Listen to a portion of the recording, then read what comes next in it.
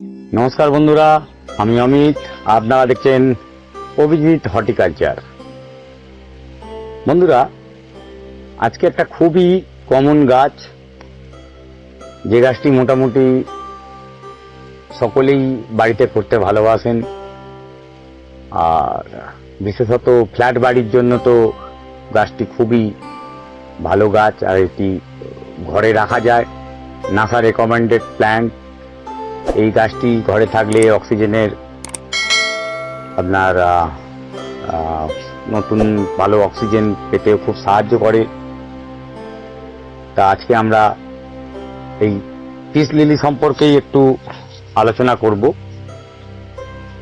এই peace lily কিভাবে আমরা বাড়িতে সুন্দর করতে পারি, এর প্রবলেমটা কি হয় অ্যাকচুয়ালি, আর কি জন্য মানুষের পিস লিলি আমরা নিয়ে এসে মরে যায়। ইভেন আমারও মরে গেছে। দেখা যাক কি কি বিষয়ে এর উপর নজর রাখলে এই পিস লিলির সুন্দর পরিচর্যা করা যায়। সেই গোটা 5 পয়েন্ট আমরা আজকে আলোচনা করে দেখি। ফার্স্ট, একদম প্রথম যদি বলা হয়, পিস লিলি আমরা যেগুলো বাজার থেকে কিনে নিয়ে আসি, সেটা টবে আসুক বা অন্য কোনো জায়গায়, আমরা নিয়ে এসে রিপোর্টিং করি। পিস লিলি নিয়ে এসে রিপোর্টিং করার আগে মিনিমাম 3টে দিন বাড়িতে অবজার্ভ করবেন মাটির জলটা কতক্ষণে শোকাচ্ছে।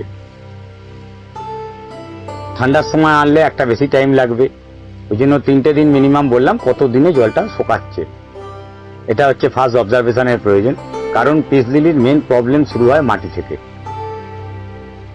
এই পিস লিলি গাছের মাটি যেটা তৈরি করবেন, মাটি সব সময় ওয়েল ড্রেনেজ সয়েল হতে হবে, কিন্তু বাট এটা পুরো ময়েশ্চার মাটি হতে হবে। ওয়েল ড্রেনেজ সয়েল আমরা কি করে বানাবো? যদি বলা হয় ওয়েল ড্রেনেজ সয়েল, তাহলে আমাদের পিস লিলির জন্য যে টবের তে গাছটিকে আপনি প্রতিস্থাপন করছেন, সেই টবের আপনি 50% আপনি বালি, এই মাটি নিয়ে নেবেন। আমাদের নর্মাল গার্ডেন সয়েল যেগুলো হয়, সে যে কোনো রকমের মাটি হতে পারে। 50% মাটি নেবেন। বাকি 30% আপনার সাদা বালি, যেটা সাদা বালি, লাল বালি নয়, সাদা বালিটা নেবেন, মাটির সঙ্গে খুব ভালো করে মিশিয়ে নেবেন। আর তার সাথে বাকি যে 30% রয়েছে, এই 30%-এর মধ্যে আপনি ভার্মি কম্পোস্ট দিয়ে নিতে পারেন। আর 20% আপনার ভার্মি কম্পোস্ট, আর 10% আপনি কোকোপিট মিশিয়ে নেবেন।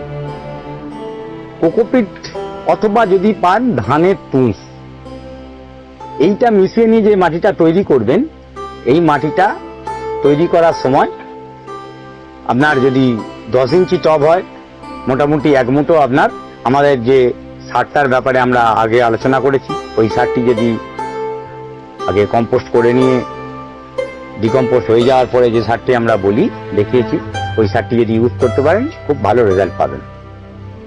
ওই সারটি আপনারা ওই একটা 10 ইঞ্চি টবে যদি গাছটি প্রতিস্থাপন করেন, 10 ইঞ্চি টবের মধ্যে 1 মুঠো মিশিয়ে ভালো করে মাটিটা বানিয়ে নিয়ে গাছটিকে প্রতিস্থাপন করুন, ভালো রেজাল্ট পাবেন। মেন দরকার well drainage soil. Well drainage soil হলে গাছটি কিন্তু খুব ভালো আপনার ফুল দেবে, পাতা হবে, আস্তে আস্তে বড় হয়ে উঠবে। 2 নম্বর পয়েন্টে মেন যেটি, পিস লিলি আমাদের মরে যায় কেন? জেনারেলি আমরা পিস লিলি করার পরেই দেখতে পাই পিস লিলি দিন 10 বা 1 মাসের মধ্যেই মারা যায়, গাছগুলো আমরা রাখতে পারি না। তার মেন কারণ হচ্ছে অতিরিক্ত জল। যদি জল কম হয়, গাছ কিন্তু মারা যাওয়ার চান্সেস কম থাকে। গাছের পাতা হলুদ হয়ে যাবে, গাছের পাতা শুকিয়ে যাবে, প্রয়োজনীয় রুট শুকিয়ে যাবে। ভবিষ্যতে জল পেলে কিন্তু গাছটা বেঁচে উঠতে পারে, কিন্তু অতিরিক্ত জল যদি বিশেষত পিস লিলির উপরে আপনি অতিরিক্ত জল দেন, তাহলে কিন্তু গাছটা বাঁচার চান্সেস খুবই কমে যাবে। অতিরিক্ত জল একেবারেই ইউজ করা যাবে না।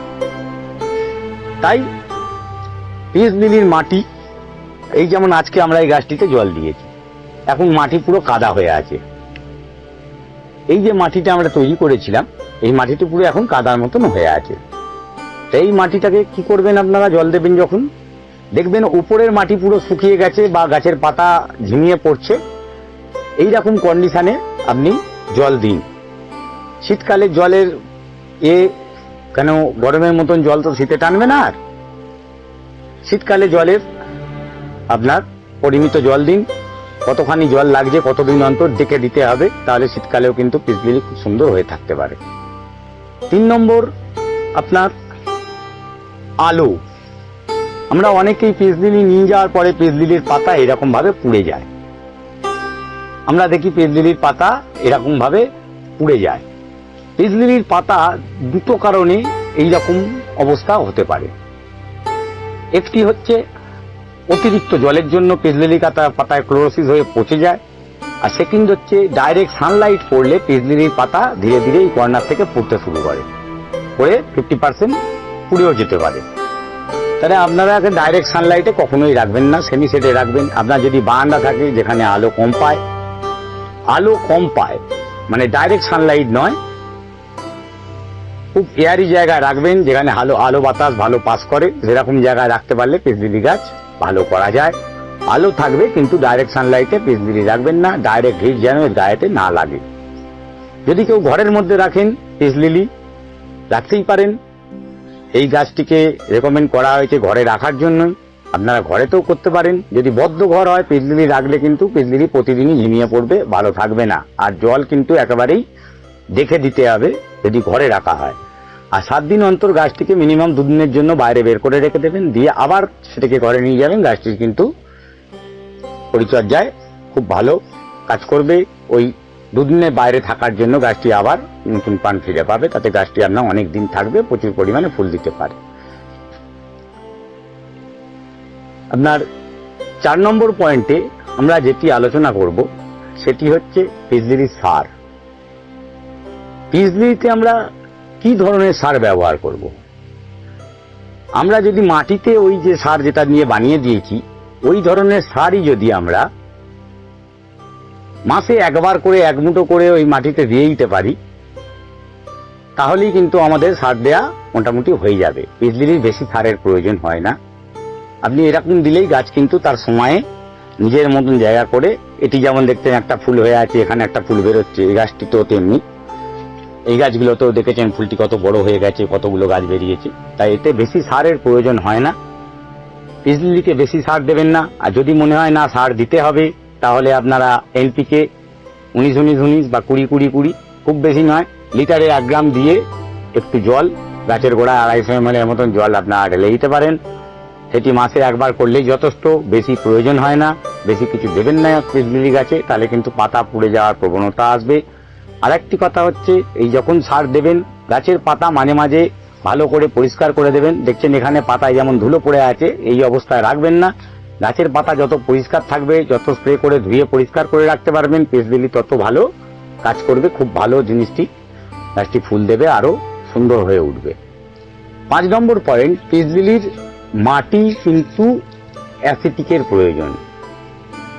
অ্যাসিটিক, স্লাইডলি অ্যাসিটিক, মানে 6.8 থেকে 5.5 যদি অ্যাসিটিক রাখা যায় মাটিতে, তাহলে আপনারা পিস লিলি ভালো ফলন মানে ফুল হতে পারে, এরকম অবস্থায় দেখতে পাবেন।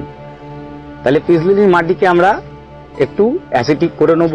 এই অ্যাসিটিক করার জন্য, অ্যাসিটিক তো করার অনেক রকম উপায় আছে, কিন্তু কিছু কিছু অ্যাসিটিক আমরা কেমিক্যাল ইউজ করতে গিয়ে আমাদের মাটি পার্মানেন্টলি অ্যাসিটিক হয়ে যায়, সেটা কিন্তু খুব ডেঞ্জারাস।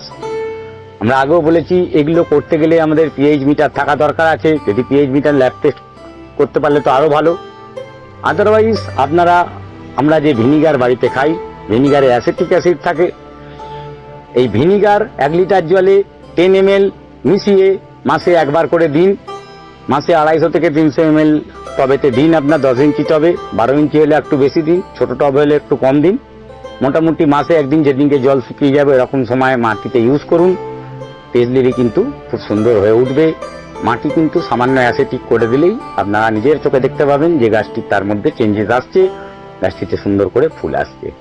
এই ছিল আমাদের পিস লিলির উপরে মেইন বক্তব্য। যদি চাই আমাদের প্রতিবেদনটি ভালো লেগে থাকে, আপনারা লাইক করবেন, শেয়ার করবেন, কমেন্টস করুন। যদি ভালো লাগে আমাদের চ্যানেলটিকে সাবস্ক্রাইব করুন। এই বলে আজকে প্রতিবেদন এখানেই শেষ করছি। নমস্কার।